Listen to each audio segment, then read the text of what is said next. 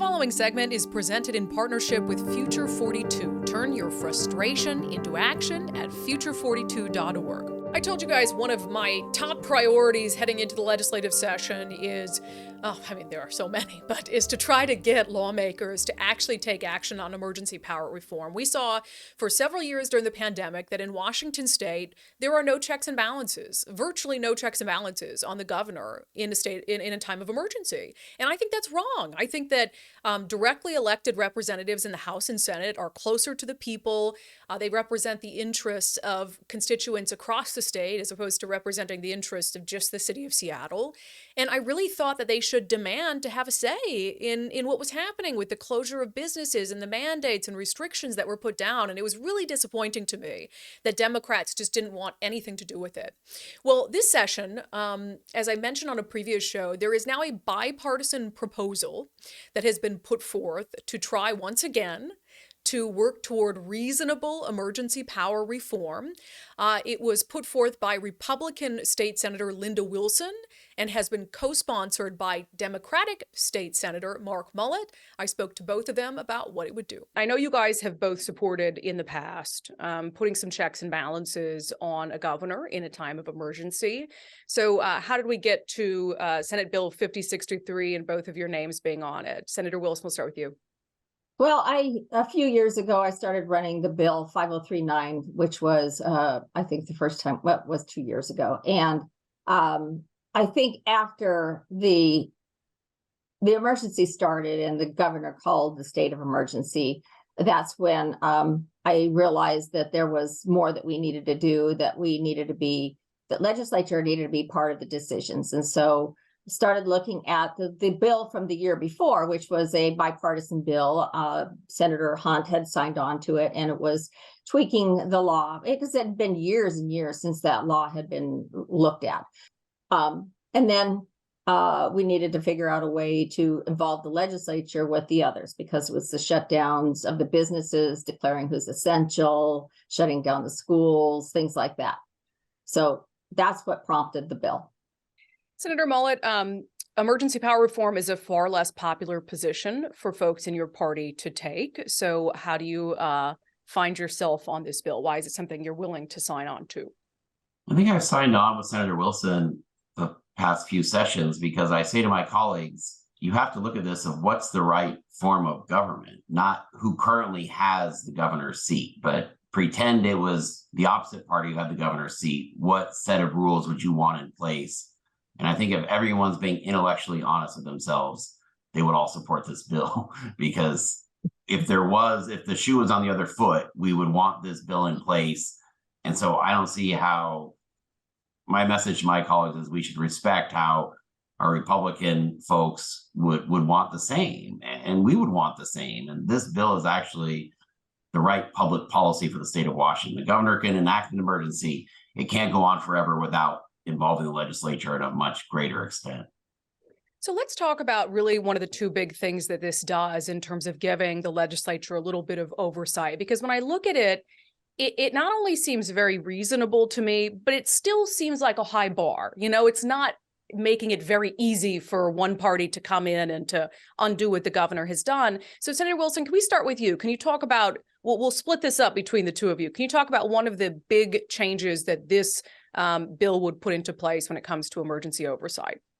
What it would do is after 90 days from the original call of the emergency power or state of emergency, then we would have the ability to come in and as a legislature and either extend it or terminate it, right? And with our bill, you would have to if we're out of session, all four corners would then have to vote to extend the emergency. If and that we didn't have that. We don't have that at all right now, particularly when it comes to statutory orders. And just to be clear, the element that allows if the legislature is not in session, a state of emergency has already been in place for more than 90 days, and you say the four corners can come in and they can, in writing, terminate it. That means the minority leader and majority leader in the House and the Senate. That's correct. So there has to be, in order for that to happen, there would have to be unanimous bipartisan agreement amongst the leaders in the House and the Senate. To extend it, right. It would take four corners to extend the emergency. Senator Mullet, the other element where if the legislature is in session, they would have to, via concurrent resolution, decide what to do with the state of emergency. Can you explain what a concurrent resolution is? Well, you basically just would have to have approval from both bodies. This is the course of action they want to take. And so you're forcing people to take a vote on whether or not this is what they want to see happen. It just would guarantee that we're kind of being held accountable to the people we represent.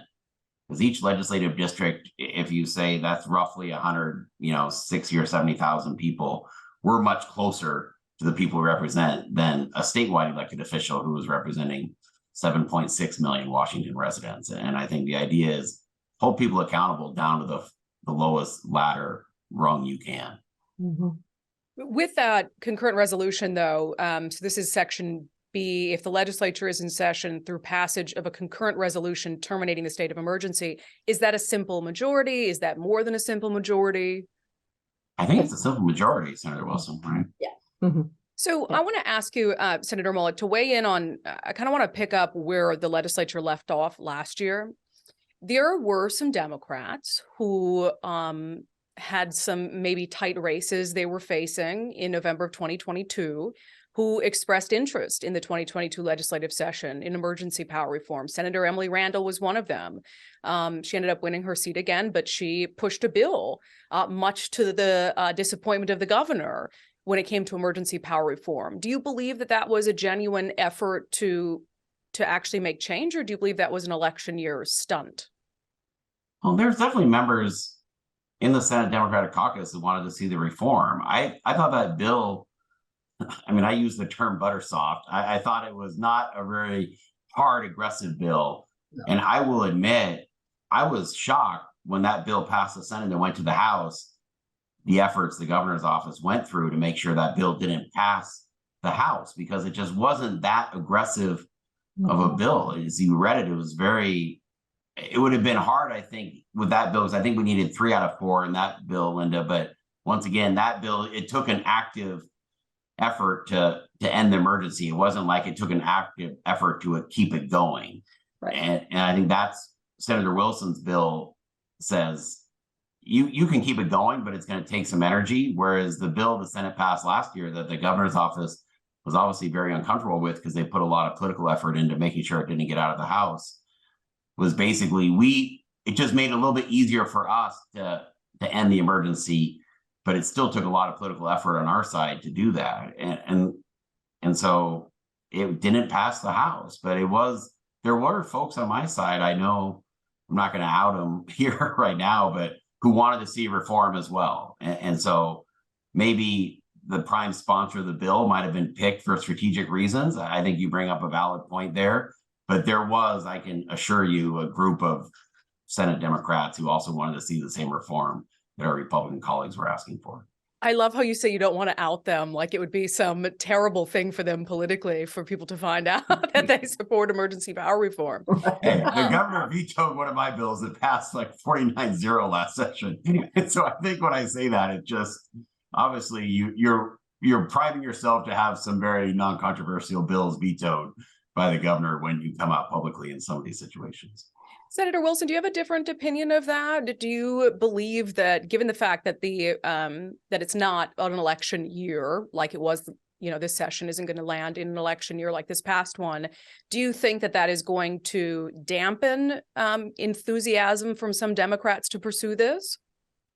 I would hope that they would see the light. I mean, as Mark has said, there are others that would appreciate moving forward on this bill. And there may be tweaks in it, but that's how they're made. And I hope that there would be the political will to do this year. Like you say, it's not an election year, and you have to look at the long term, right? It was 1969 when the original emergency powers were put in, and nothing had been done since until 2019. So it's time to look at this. We have different abilities to do things like, zooming to vote and all that. Now we don't have to, ride horse and buggy to get up to the Olympia. So I think that we need to catch up.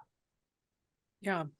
In terms of priorities, though, Senator Mullet, every session brings new priorities, and I've been looking at some of the pre-filed bills, et cetera. This session, do you think for Democrats that they're willing to make this a priority? You don't have to out anyone, but have you heard any sort of momentum that this might be a priority? I think it is going to be a tough political lift, is my guess. And I signed on to the bill because I think it's the right piece of public policy that we should have in place for the state of Washington. But I agree with your assessment that it was more likely to, I think, get to the finish line last session, just given the politics of a tough election year coming up, and people realizing this is where I think the general population of the state of Washington wants to see. So I think this is a bill that I think is popular with the voters overall, but I also think this session will be a very hard political lift to make this a priority that gets to the finish line.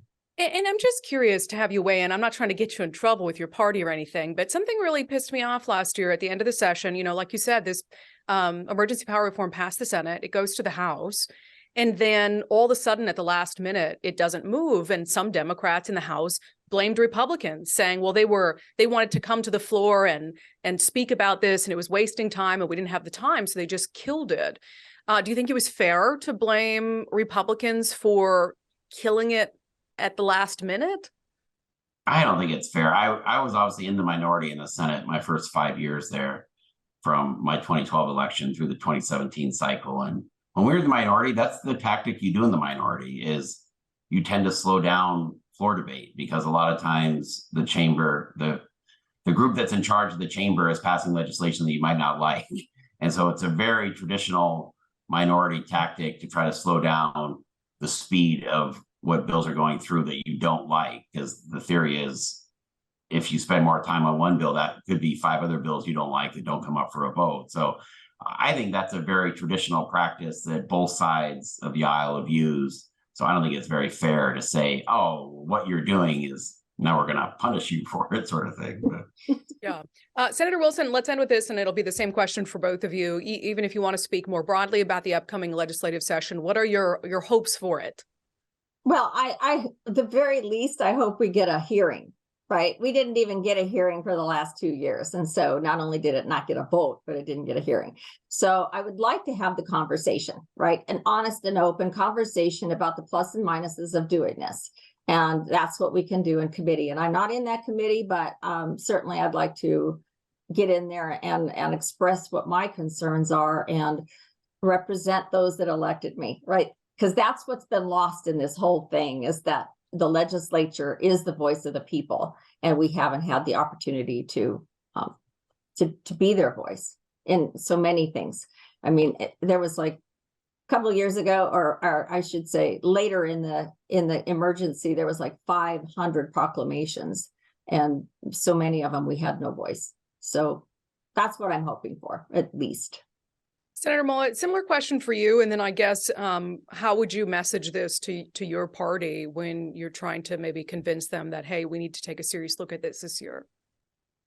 Well, I think my main message is the one I mentioned earlier, that you have to pretend the shoe is on the other foot. What do you think is the right public policy for the state of Washington? And that would be, it's the same message I've had before. And I think last year, the argument was, well, the Randall bill is moving, and so that's the bill they heard, and that's the bill that was going through the legislative process. I'm not aware of any Democrat-sponsored bills this session, so I think Senator Wilson's bill that I've signed on to is the one that can force this conversation to happen, and hopefully it does. And I gotta say, it just disappoints me to hear, Mark Mullet might be one of the most honest politicians in Olympia, because he just says what he thinks is true, even if it bothers his own political party. But it just bums me out to hear him say that he thinks it'll be a heavy political lift to get emergency power reform, to get his party on board with emergency power reform this session.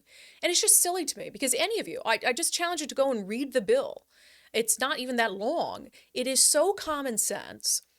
It would require bipartisan agreement to undo anything that a governor has done when it comes to a state of emergency. And for that reason, it's like I said, it's so reasonable, it's so common sense. And I think it would show a lot of good faith on the part of Democrats if they try to get something done on emergency power reform this session, and I really hope they can make that happen. The previous segment was brought to you in partnership with Future 42. Turn your frustration into action at future42.org.